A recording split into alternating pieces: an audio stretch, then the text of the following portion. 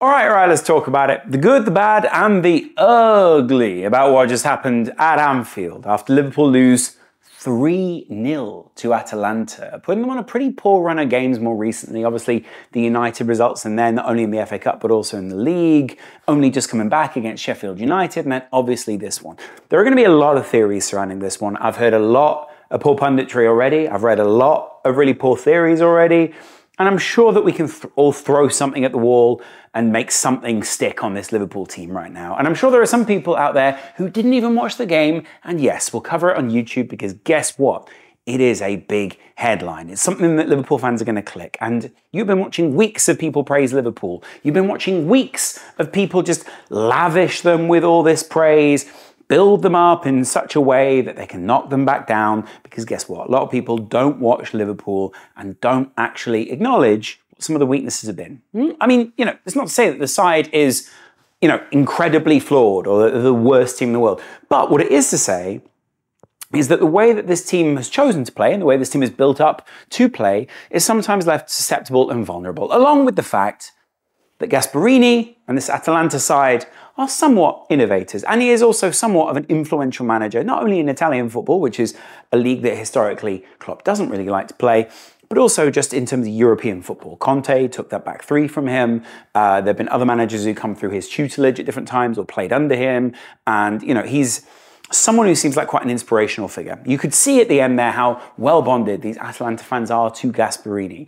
And after speaking about, the inspiration of Hmmm, the inspiration of Xabi Alonso, the inspiration of all these other people, you do wonder whether Liverpool could look towards another very different figure, but slightly more, like kind of Italian feeling and like a completely different feeling. It's slightly more like football-y feeling, but in a completely different way to Klopp. Anyway, I'm only floating that. I know he's been overlooked for a couple of big jobs. I know he was at Inter, but point is, right, he masterminded something this evening. Does that mean that he deserves a Liverpool job? No.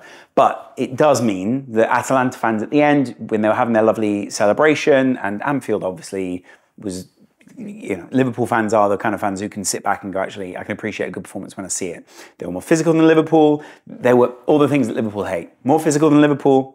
Man marking, Wiley slowed the game down, did all the right things in terms of playing a very narrow, congesting the right areas, not allowing Liverpool to get shots off in certain areas. Liverpool also then very profligate when it did come to actually getting shots away, which again is something we critiqued on this channel. People didn't listen to us when we were talking about this. It's not the Liverpool that are eternally flawed. It's not the Liverpool that are a terrible side. We just pointed out ways that Liverpool would end up either losing games or falling behind or whatever it is. And guess what? You can always pick holes in every side. But guess what? Tonight, there are going to be people picking it out as if it is some sort of cliff that Liverpool have just fallen off. As if Liverpool haven't had these things happen throughout the season. Massively outperformed a lot of the metrics that they see. And you know what? I actually think a lot of people more recently have not worked Liverpool out, but just worked out ways to nullify a lot of those systems. People like Erik ten Hag, incredibly good tactical managers who are good at facing up against big teams and cancelling out a lot of those good things. Gasperini the same. Wilder is working out low blocks, all these kind of things. That's not to say that Liverpool are going to fall off a cliff the rest of the season. Of course, there are mental blocks this side have. And of course, there are going to be issues around the fact that when you do get some of the wind taken out of your sails by United, which I think we should acknowledge, or you do feel a lack of confidence in your finishing, or sometimes you are very profligate and you see certain players who aren't finishing their opportunities. Darwin Núñez being one of them, Mo Salah having tricky games as well, getting isolated out on that wing, kind of similar to the way that he was before when the system wasn't quite working. It leads to a couple of big questions. First of all, why do Liverpool struggle against these teams? Well, first of all, they're very smart tactically. And guess what? They won against us in COVID as well.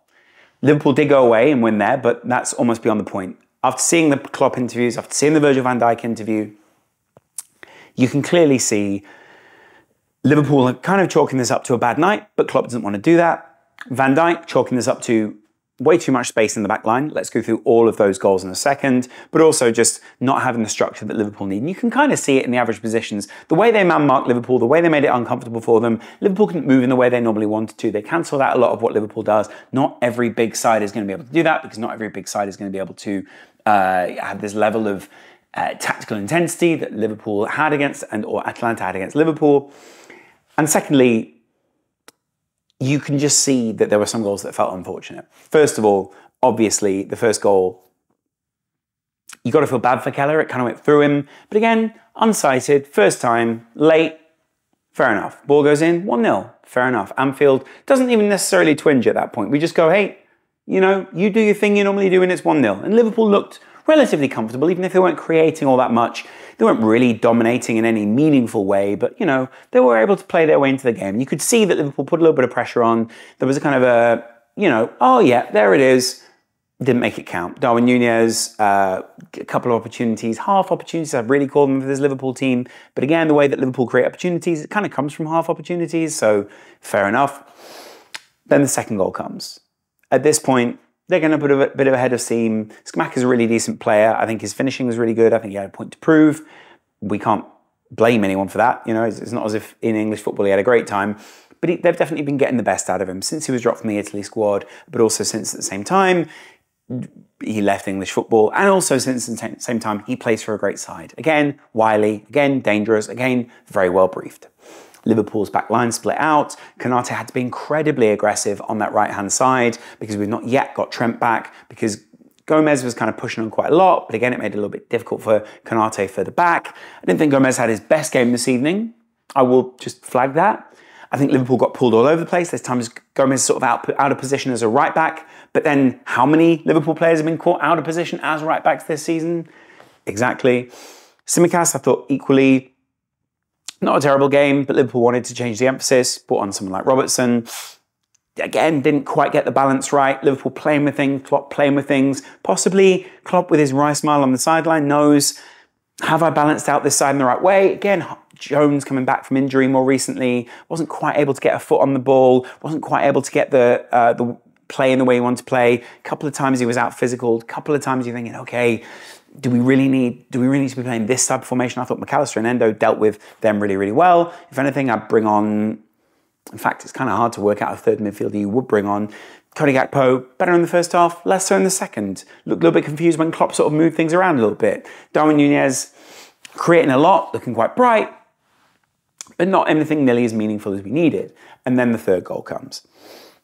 The third goal was kind of, I mean, it was a ridiculous goal to concede, first of all. Again, Liverpool getting pulled all over the place, Liverpool not quite being able to track the runs in the same way. I'm not really used to this kind of movement and formation. Just through the middle, there's just wide open space because I think originally they're trying to play an offside. In fact, Gomez and Van Dijk kind of caught out of position. A couple of times this evening, you can kind of see Van Dijk and Gomez trying to aid Konate in many ways. Konate, real quality in his attacking style of defending, but at the same time, a couple of times where that back line wasn't really in sync. They weren't really quite sure whether they were pushing up or falling back. They weren't sure whether they were going to push towards the play or move away from it. Perfectly executed. You can kind of see Klopp smile at this point and sort of going, right, they've sort of worked out what our thing is here and the antivirus or whatever it is to play in Liverpool, but fair enough. But down the other end, just wasn't good enough, let's be honest. Liverpool's finishing was poor. I know there was that offside, it kind of annoyed me. Looked like a decent Liverpool goal, really good Liverpool ball. Salah finishes, but not able to really do anything more meaningful with it. Offside. Liverpool didn't create an awful lot tonight. And I don't think that's something to really worry about. They've created a lot in a lot of recent games. There are going to be loads of people highlighting that. There's going to be loads of people saying, oh, we didn't create as much as Atalanta because they're going to measure shots rather than where the ball was. I get it. I don't think it's, you know, I understand the frustration. They created a lot in the FA Cup. They did create quite a bit against Crystal Palace, against Sheffield United. Hopefully the correct one against Palace. And they did create quite a bit against United as well. They just didn't put them away. It's all down to finishing and the weird situation they get themselves in. And guess what? Liverpool play a style of football where if you are a little bit unbalanced, if you do allow them to counter-attack, you will be open. And it relies a lot on Keller making good saves. People talking about Liverpool returning to the mean or whatever. I'm sure someone's got some interesting stat about that, which, again, misses the point of the way that Liverpool play. You know, you can make stats say whatever you want. The way Liverpool play plays the odds. The way Liverpool play plays into this style of, hey, you attack us and then we'll counter-attack on that. We sort of got into a punch for punch. Again, I love that phrase on this channel. But the reason I keep saying again is because I'm kind of used to seeing some of these things from last season, but I'm also used to seeing some of these things this season as well. And this Liverpool side is playing into the worst of, the worst sounds very hyperbolic, but like the things that you would want if you were the opposition playing Liverpool, put it that way. And so the frustration comes for Liverpool fans when we're in the final 12 games of Klopp, and it will be 12 probably from this, and you're seeing the team put in performances like that. There were times where people were sort of jogging, looking a little bit confused. Maybe there's going to be some people going, it's burnout. I think my dad feels like there's endotermitis, as they call it, when people just look a little bit like, oh, well, we're off on a summer holiday soon. I'm 50-50 on that. I think it almost a little bit unfair sometimes to say that, but at the same time, you can kind of feel it in a weird way, but can you really feel it? Or am I just projecting what it would be if a normal person played in that position? There's going to be theories about Klopp. Did he tell them too soon? Has he burned them out? Are they giving up on him? All these kind of things. I look forward to those. And then finally, I actually just think there are times where you see that, and this is what I think is interesting looking towards next year, 2 more points. First of all, there's a lot of quality within the side, but they need to be deployed in the right way. There's the chance that Liverpool can squeeze even more out of this greatly talented side and even possibly let some of what we call the headline players move on or move position. Trent move into midfield. Salah maybe move on to Middle East. I think Virgil van Dijk should stay. He's the club captain. He's fantastic. Alisson will come back. Trent will come back. Jota will come back. You kind of see this was that transitional week where Liverpool have got a lot of people back in training. There's balance all over the place, but you can kind of see like what Klopp has built here is an incredibly adaptable team, but at the same time, injuries are catching up with them, fatigue possibly catching up with them a little bit, not many games left to go. We haven't maybe factored in our analysis some of the burnout, some of the matching up people, some of the mental rigors of working the opposition out. And then finally, it's game after game after game, 4 days, 3 days, 4 days, 3 days, 3 days between this, Thursday to Sunday, then again back on Thursday, then back on Sunday. There's a lot going on here. Liverpool play Atalanta, then we play Palace, then we play Atalanta, then we play Fulham. I've been through this on the channel before. There are back-to-back-to-back games at this point. So, none of these are excuses. It is all, I mean, why would I need to make an excuse? They've just lost 3-0. Virgil van Dijk looked pretty annoyed. If anything, Klopp said they should feel it, and I agree. I think the side should feel it. I felt so bad. There's this picture of an Australian guy who's come over to see Liverpool in the Champions League. They print the shirt. He's there holding it in front of the Anfield pitch. If I'm Liverpool at that point, I'm going, we'll pay for you to stay an extra couple of days, buddy. Come to the Anfield game against Palace and we'll tell the team try to win. They got worked out. They got done over. They got Ocean 11'd. And boy, we're Atalanta celebrating at the end. When they go to Bergamo next week, I love this phrase. Well, if anyone's capable, they said, it's true, but would you rather have had a comfortable game at Anfield, controlled it, which is maybe what Liverpool haven't been doing so well. We haven't been so great at good game management recently. And they go to Bergamo and try and snatch something there, or the other way around. Obviously, you'd always rather win in the first leg, especially if it's at home. But the point is now they have to go away where they probably want to be managing people, where they probably don't want to be playing a lot of their big players, where they probably wish they'd managed it in the first leg, try and get a result. Sure, they came back against Barcelona. Sure, they've come back against other teams. They've got that. I've got a video coming out next week about Dortmund at Anfield, where Liverpool 1-1 in the first leg, 4-3 in the second leg. An amazing game. But the point is, you could do that back then. We weren't riding on it winning the league. We were focusing on the Europa League and maybe trying to get top 4. It's not the same now. This team needs to be able to compete on a number of fronts. And sure, injuries is one thing, but it does not explain, or excuse, should we say, whilst it can explain, some of the issues we've seen this evening. People are going to pick on individuals. I think there are plenty of poor individual performances. The system was worked out this evening for Liverpool. Blaming it on individuals, not keeping the ball or whatever, they were played. I actually think you should put that on Atalanta rather than on Liverpool. But at the same time, Liverpool needed to impose themselves more on this game and didn't. You could see this, Liverpool still got winning desire. There's still lots of really likeable things, and Liverpool have gotten themselves to this point, as Klopp keeps saying, the players you blame this evening are the same ones who got you to this point. But the point is, They shouldn't be 3-0 down against Atalanta. As good as Atalanta are, as historic as they are. They were celebrating as if they've won it. Do I highlight that and unjinx them? You know what I'm saying? There was a big celebration. I don't think that's something to highlight because I think this team are incredibly humble. I think Gasperini is incredibly humble. I think they're celebrating a big moment.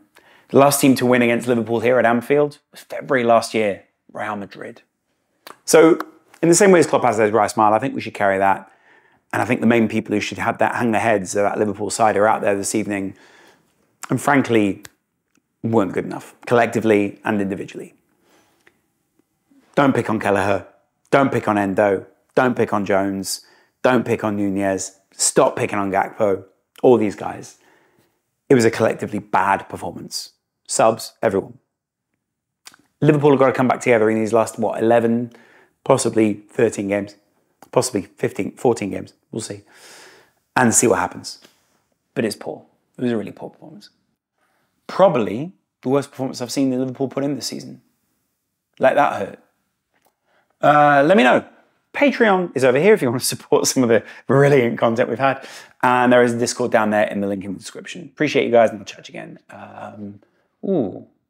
Yeah, probably tomorrow actually. Chatting Amorim and new managers. Apparently the rumours aren't true, but let me know. See you in a little while. Much love. Bye.